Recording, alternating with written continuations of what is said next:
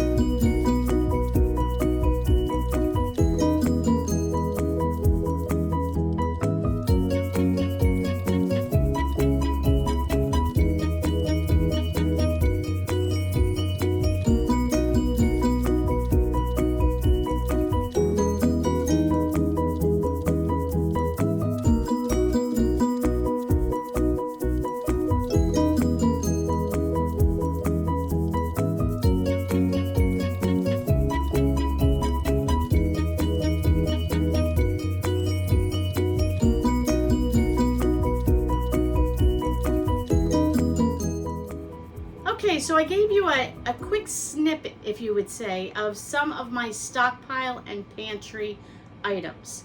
Now, I used to be an avid stockpiler. I mean, like to the point where I would have 3 to 4 years worth of food in my stockpile. I think when I started with YouTube, that's pretty much what I had. Is that a bad thing to have? I'm not going to say it is or it isn't. That's up to you. If you did not catch my last video on my other channel, more of my podcast channel called All Chats with Lynn, I talked about panic and fear buying, and do we need to be doing that, especially with our stockpile? So I'll leave that in the link in the description below. You might want to check that out and get a better perspective on some of the things I was talking about. But I have cut back drastically on having 3 to 4 years worth of food. And there's a couple of reasons. Let me explain to you why. I used to have 5 to 7 people living in my house. So, and a bunch of them were boys. So if you have a lot of men and boys in your house, they eat a lot of food.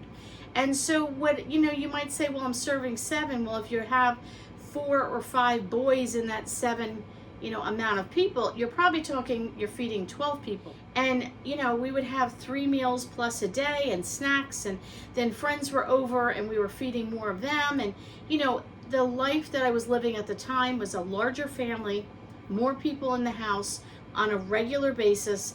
And I was working a lot of hours. I was running the kids here, there, and everywhere. I didn't have the advantage and the time to always shop on a weekly basis. I was shopping pretty much once a month. I would stock up, and then I would be like, I better stock up for that month plus another few weeks just to have it. And that grew into having the amount of stockpile I did. So I just went through my stockpile the other day, and let me tell you, it's very therapeutic when you just need to think and process life. And where I was at, cleaning out my stockpile was one of the things that to me is extremely therapeutic. Stockpile, pantry, however you want to call it, in a variety of places in my home. I don't have a big kitchen. I have a weird shaped kitchen. I'm in a rental house, so I can't rebuild the kitchen or redo the kitchen. So I have to work with what I have. So I have a bookshelf that I have stuff on. I have a hutch sort of cabinet. You saw me open the doors. I don't even know what that's for. Maybe it's for dishes. I use it as a stockpile pantry cabinet. I have a cabinet under the counter. I have some cabinetry up high. Way up here I have my stockpile, which I did not show you on this video.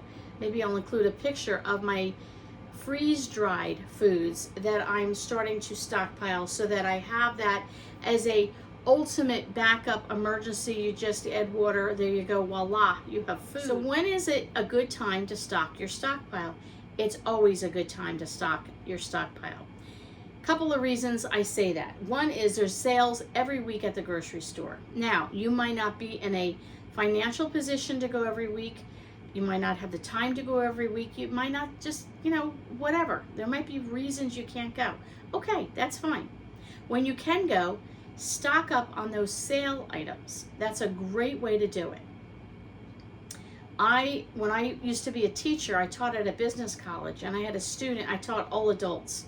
And I had a student, and he lived in a 2-bedroom apartment, and there were just him and his wife. And we got into a conversation one day, and I said, well, do you use the other bedroom as a spare bedroom? Just making conversation. He says, no, that's my stockpile. And I said, in your spare bedroom? He goes, oh yeah. He said he put shelves up all along the walls. He said he's in charge of the budget, and he is in charge of the food and shopping. He said we only shop the sales.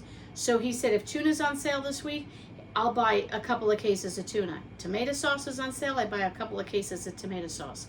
He said, and I know how to shop the seasons because, Thanksgiving is coming up, stuffing and gravy and, things that are cranberry sauce, all the green beans, all those things will be on sale because it's Thanksgiving season. He'll buy a couple of cases of all that. He said, it'll last me a year. It's only the two of us. So he said, I only stock up on the sales. And he said, it's taken us a while. And he said, sometimes we were just eating green beans and cranberry sauce because that's all that was in the stockpile. He says, but after a year of stocking up on the sales, I now have a full stockpile of a variety of food. And now I just keep replenishing it every year just with those sales. I liked that concept. I've never quite done that, but I still remember him telling me that. When cereal goes on sale, get a bulk of cereal. When the beans go on sale, or you need spices, or we've got oatmeal, your basics. When do you stock your stockpile? You should always be doing it. You should always be looking to see what you're running out of and keep a running list. Whether you're a family of one or family of many, your basics that you know that you use all the time. I use bouillon all the time. We use peanut butter all the time. We use oatmeal all the time. Now you might be saying, I never eat oatmeal. I have it occasionally. Well, then maybe don't stock a ton of it because that could go bad on you or rancid or get bugs in it unless you're keeping it in the freezer. But keep enough on there that you'd have several meals out of it. Maybe you don't eat a lot of peanut butter. Then don't buy a lot of peanut butter. Just buy maybe one that you use and one on the shelf. But maybe you do use a lot of beans, or you use a lot of this, or you use a lot of that. You have to start gauging how much do I want to keep on hand. What governs that? There's a couple of things. One is how much can you afford to spend to fill your stockpile. If you're living paycheck to paycheck or have very little money, you're not going to be able to have a full-blown stockpile that fills this huge pantry that you could walk in and the angels sing when you walk in there. The other thing is you might not have the space, you might not have the time to go, you might not have the availability for a lot of reasons. You have to make a wise choice for you and your family as to what your needs are and so on. If you do not know how much you need, start gauging it over the next week. How much peanut butter did we eat? We haven't eaten peanut butter in months, maybe. Okay, well then you don't need to stock a lot of this. How much tuna did you eat? Well, we went through 4 cans this week. Okay, how many are left in your stockpile? 4.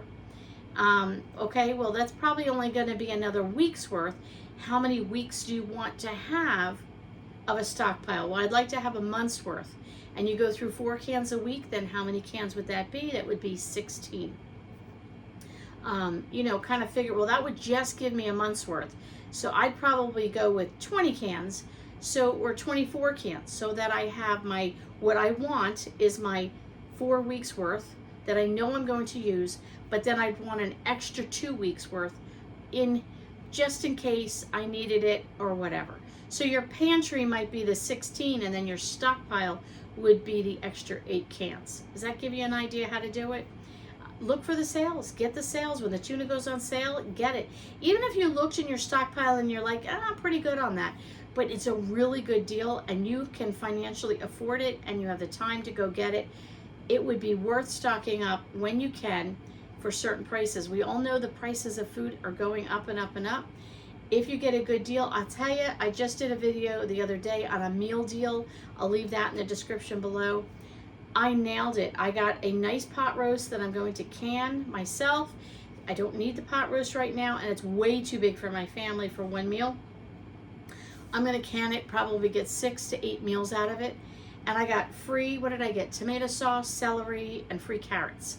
Now I'm going again tomorrow to another place that has the same type of meal deal, and you get the pot roast, but you get 4 other items, I think it's 4 items that you get that are different, like a bag of potatoes and a few other things that I didn't get at this store. So I'm gonna get the same kind of pot roast, no problem. I'll just can it up. You can freeze it up, you can cut it into portions, whatever suits you and your family. And I'm gonna can that up, and then the rest of those items I can either stockpile or use them as needed. These are the types of things that are a great way to do it. They had chicken thighs and chicken drumsticks, 99 cents a pound. The cheapest I've seen it is $1.29 a pound. So I got a big package. Now, I can only fit so much in my freezer. Should I can some more of that? I was kind of like, going back and forth because that's a really, really good deal. So I picked up one package. Right now I broke it down, and it'll be 3 meals for us and probably 3 meals with a little bit of leftovers. So I probably got 4 to 5 meals out of this. That's, even if I just use that one package for the whole week, I got a lot of food out of that. So think through, when should you stock up your stockpile? Right now, all the time. Whether it's you actually going out to buy it, it's actually just checking and taking stock of what you have, making a running list of what you need, making a plan with your budget. When can I afford to go out next? Let's see, I get paid on this day, I gotta pay these bills, I gotta You know what, I have about $50 left over. I'm really good for food right now. I don't need a ton of regular everyday food, let's say, but I got an extra $50. It might not be a bad choice for me to go get a couple cases of water. Let me go get a few more canned goods, some canned meats, some canned vegetables, some canned fruit. You know, I'm really running low on rice. As much as I have some, it wouldn't hurt for me to get some more flour. Oh yeah, you know what? Baking season's coming up. Maybe I should pick up some flour. I can always store that in the freezer and pull it out when I need it. Think through those things. You have $10. I only have $5. Great. Go get 5 $1 items. No, you can't do that at Dollar Tree anymore. For the most part, you can't. But Dollar General and Walmart have things that are $1 or less of a canned good, or can of tomato sauce maybe, or something that you can stock up if you only have $1. Hey, take that $1 and buy $1 worth of whatever it is. That's one more thing you have in your stockpile today that you didn't have yesterday. A stockpile is so necessary just for everyday living. You need to have it. I would always recommend, if you can, always start with at least 2 weeks extra food above what you would normally eat as a family. You have your 2 weeks worth of food, that's great. You should have a 2-week overflow of extra food. It might not be the perfect, win-win combination of foods. It doesn't matter. If it keeps your belly full and it keeps you going for 2 weeks until you can get more money, you could get a ride to the store, whatever the case might be, I would always recommend that, and then you can build on it from there. When should you stock your stockpile? Right now, immediately. Take stock of it, see what you need, go out and get what you need, plan your budget, plan your time, use your time wisely and your resources wisely, make a list of what you need. There you go. Hope that helps. And don't forget to check out my other video on my other channel. Thanks for coming over today and letting me in your home, and we'll catch you all on the next video.